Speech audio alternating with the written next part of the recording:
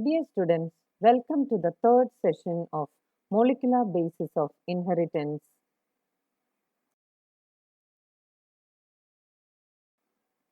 RNA was the first genetic material.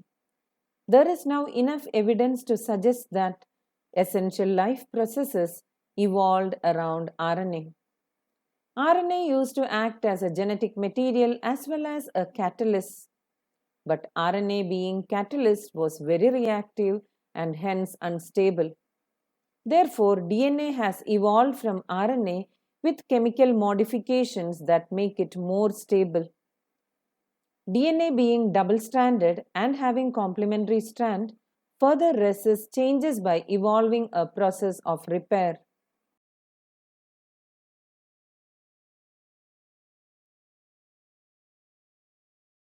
Let's have a look into replication of DNA. While proposing the double helical structure for DNA, Watson and Crick had immediately proposed a scheme for replication of DNA.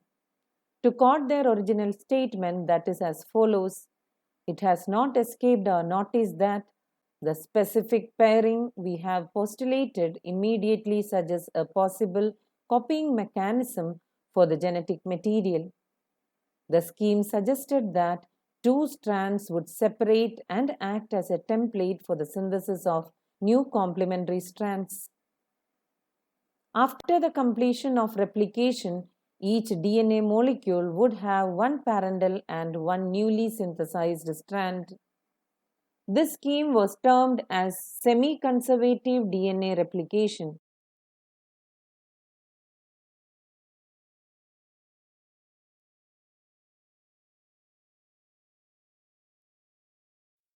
Let's look into the experimental proof for DNA replicates semi-conservatively.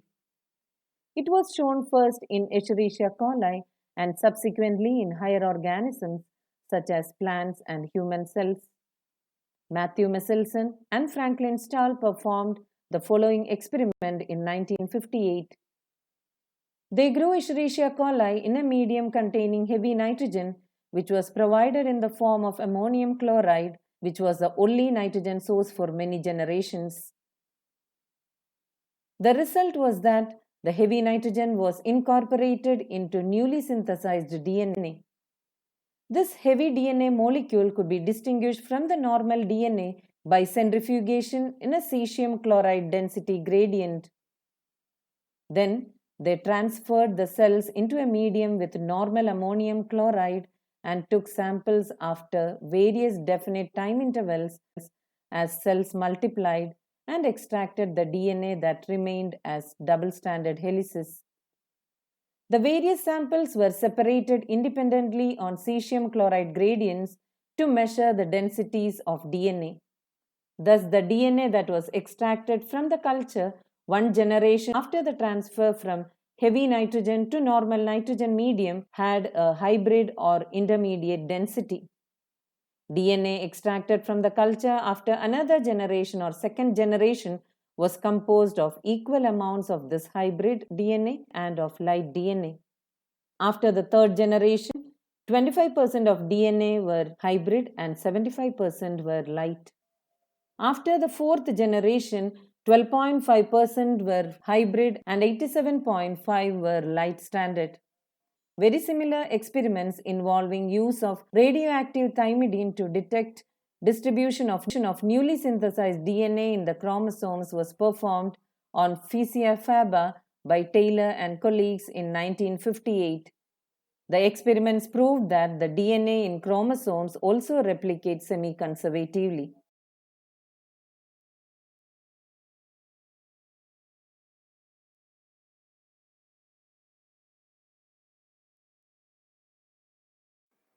In living cells such as E. coli, the process of replication requires a set of catalysts or enzymes. The main enzyme is referred to as DNA-dependent DNA polymerase since it uses a DNA template to catalyze the polymerization of deoxynucleotides. These enzymes are highly efficient enzymes as they have to catalyze polymerization of a large number of nucleotides in a very short time. E. coli that has only 4.6 into 10 raised to 6 base pairs completes the process of replication within 18 minutes. That means the average rate of polymerization has to be approximately 2000 base pairs per second. Not only do these polymerases have to be fast, but they also have to catalyze the reaction with high degree of accuracy. Any mistake during replication would result into mutations. Furthermore, energetically, replication is a very expensive process. Deoxyribonucleoside triphosphate serve dual purposes. In addition to acting as substrates, they provide energy for polymerization reaction. The two terminal phosphates in a deoxynucleoside triphosphates are high energy phosphates, same as in the case of ATP.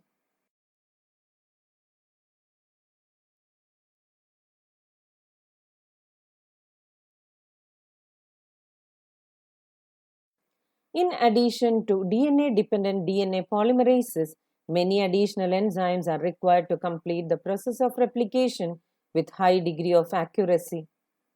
For long DNA molecules, since the two strands of DNA cannot be separated in its entire length due to very high energy requirement, the replication occurs within a small opening of the DNA helix referred to as replication fork. The DNA-dependent DNA polymerases catalyze polymerization only in one direction, that is 5' to 3'.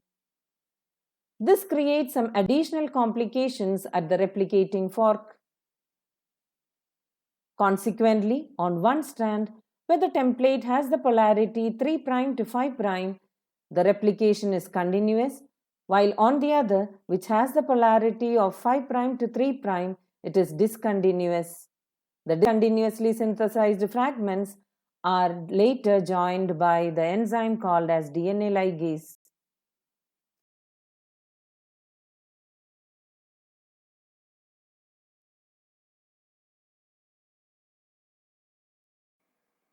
The DNA polymerases on their own cannot initiate the process of replication. Also, the replication does not initiate randomly at any place in DNA. There is a definite region in E. coli DNA where the replication originates. Such regions are termed as origin of replication. It is because of the requirement of the origin of replication that a piece of DNA, if needed to be propagated during recombinant DNA procedures, requires a vector. The vectors provide the origin of replication.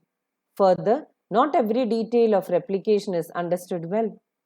In eukaryotes, the replication of DNA takes place at S phase of the cell cycle. The replication of DNA and cell division cycle should be highly coordinated. A failure in cell division after DNA replication results into polyploidy.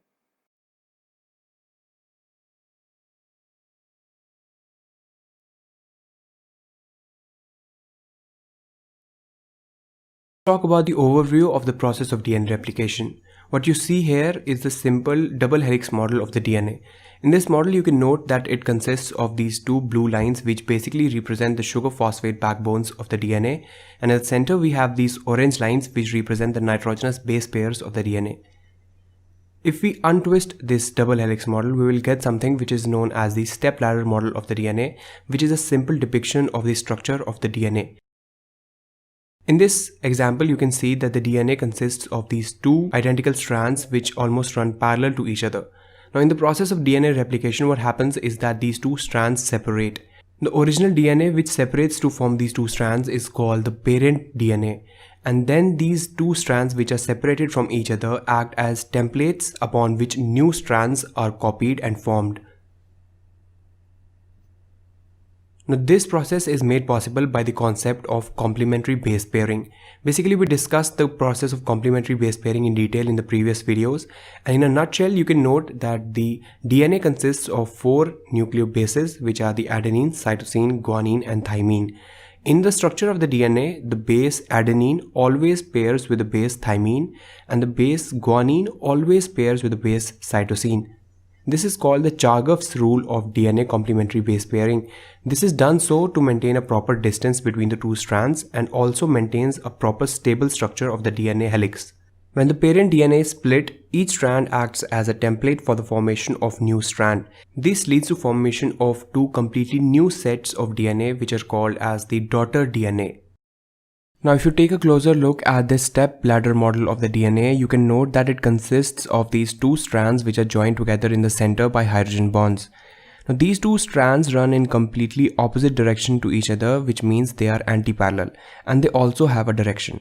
Now in DNA we don't have the north, south, east or west directions, but on DNA we have two ends, a 5' end and a 3' end of this strand. And since the strand above is running in completely opposite direction, it will have its 3' end on this side and its 5' end on this side. So due to this strand below is said to be running from the 5' to 3' direction, and the strand above is said to be running from the 3' to 5' direction. Now to understand the concept of direction in DNA in a better way, let's take a brief and close look at the structure of the DNA. Now in this example, you can see the different nucleotides and how they are joined together in one strand of DNA.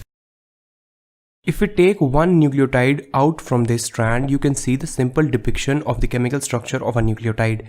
We will not go into the details as we have discussed the structure in detail in previous videos, but you can note that we have three important groups in a nucleotide, which are the phosphate, the sugar and the nitrogenous base.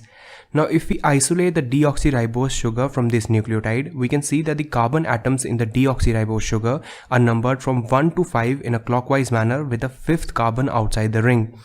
Now you can compare this illustration with the chemical structure of deoxyribose for a better clarification, and it is the fifth carbon to which the phosphate group is always attached. Now if we take a look at the structural illustration of a single strand of DNA again, you can note how the deoxyribose sugars are arranged in this single strand, and you can also see how all the deoxyribose sugars are aligned in this direction. Due to this orientation, the fifth carbon is always located on this side to which the phosphate groups are attached, and the third carbon are always located on this side to which the hydroxyl group is attached. This defines the 5' end and the 3' end of this strand of the DNA. Now if you take a look at the second strand of the DNA, you can note the key difference, that is that it runs in completely opposite direction, which you can clearly tell by looking at the orientation of the sugar molecules in this strand. These sugar molecules are aligned in this direction, which is completely opposite to the strand below. And this defines the 3' end and the 5' end of this strand. Now the question arises, why is the concept of direction important in DNA replication? Well, this is because the main enzyme of the DNA replication, which is DNA polymerase, it can only add new nucleotides as a 3' end of the DNA. This means that the process of DNA replication can only progress from the 5' end to the 3' end of the DNA. This is because the new nucleotides can only be added at the 3' end. Well, we will get into the details of the concept of direction in DNA replication later in this video. Now let's talk about the various enzymes that make this complex process of DNA replication possible. In this table, we will study about the name, the symbol and the function of the enzyme involved in the process of DNA replication. The first enzyme that we will discuss is the enzyme helicase, which will be denoted by this symbol. Now, the main job of the enzyme helicase is that it unzips the double helix structure of the DNA.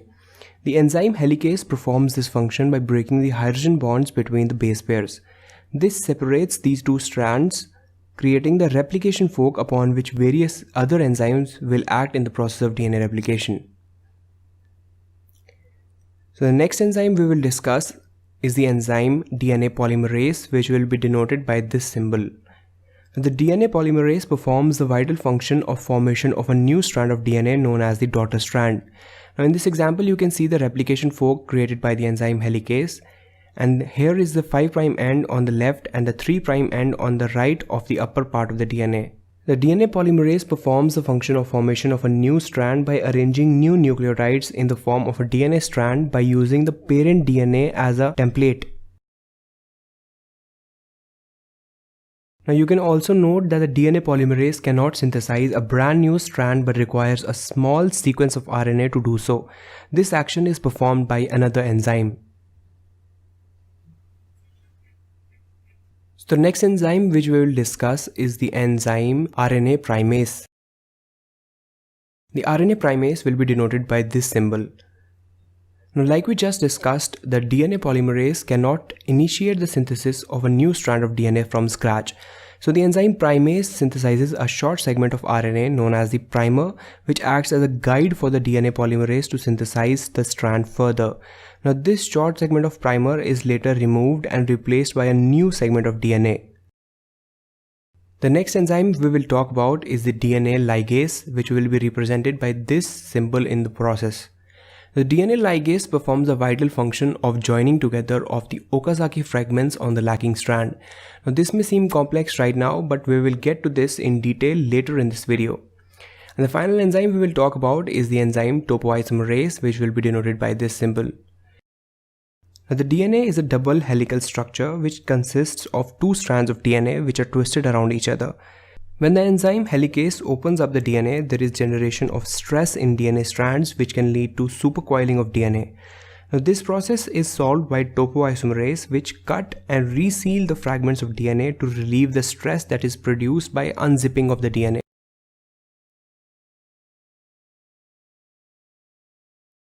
DNA replication.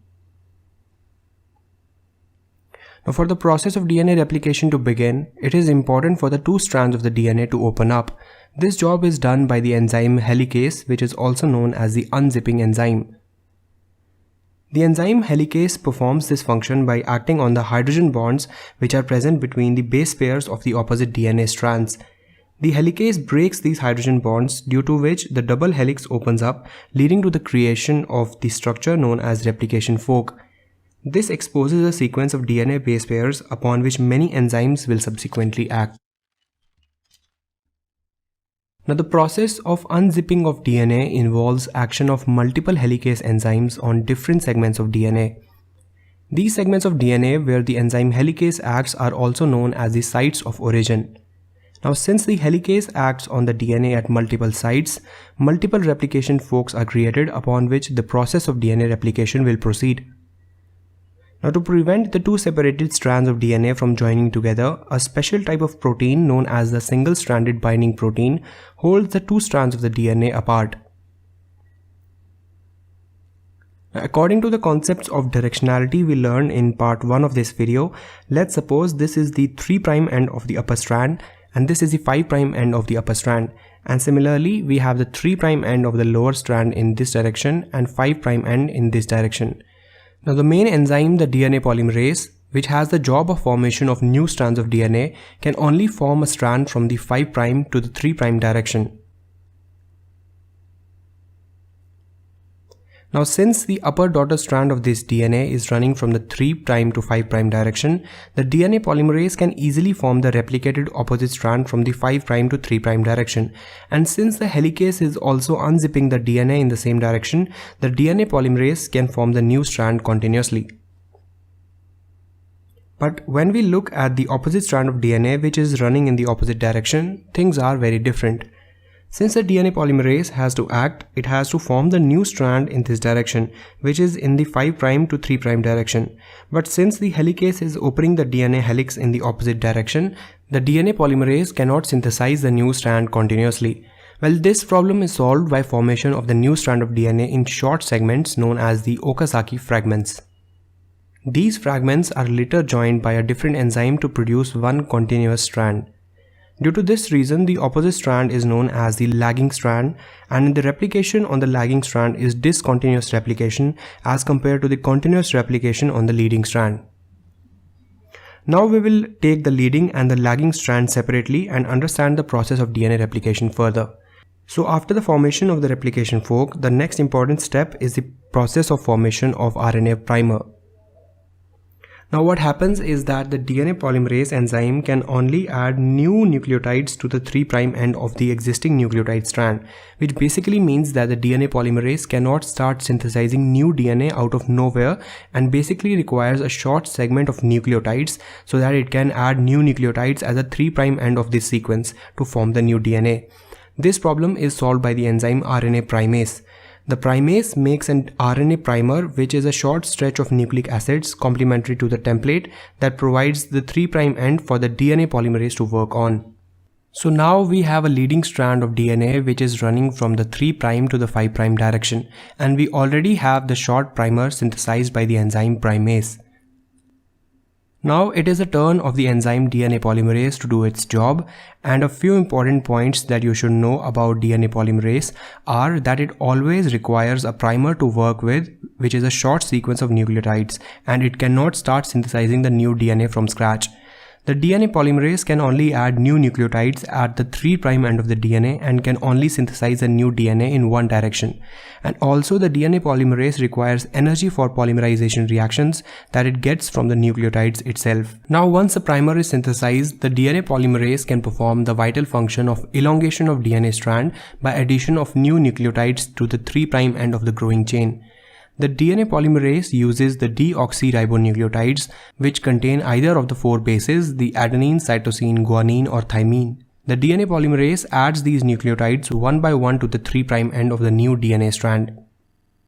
Now since the enzyme helicase is opening the DNA helix in the same direction, the DNA polymerase can synthesize a long chain of new DNA before separating, and this is known as the continuous synthesis on the leading strand.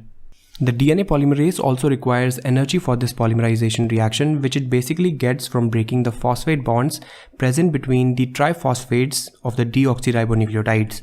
These phosphate bonds are high energy bonds which when broken provide the energy for this polymerization reaction. Now we will take a look at the lagging strand which runs from the 5' to the 3' direction.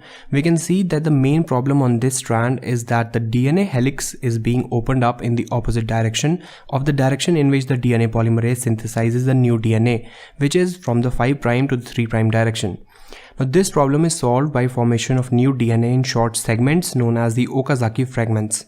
What happens is that on the lagging strand, the primase synthesizes a short piece of primer and then the DNA polymerase synthesizes a short segment of DNA and then separates from the growing end.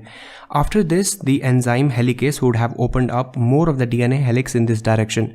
Then again, the enzyme primase synthesizes a new primer further up on the DNA, which is followed by formation of another short segment of DNA.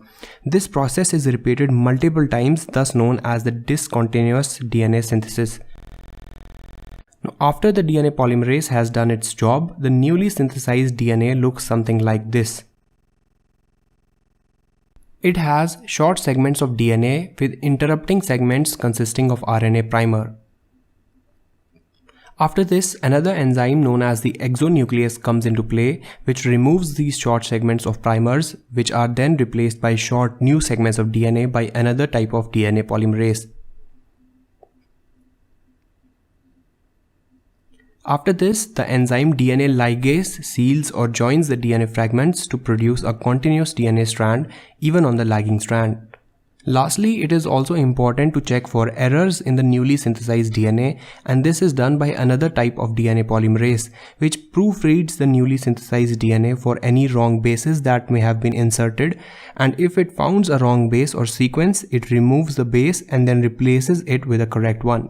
After the process of DNA replication is completed, the two newly synthesized DNA molecules coil up again into the DNA helix model. So this was a brief overview about the process of DNA replication.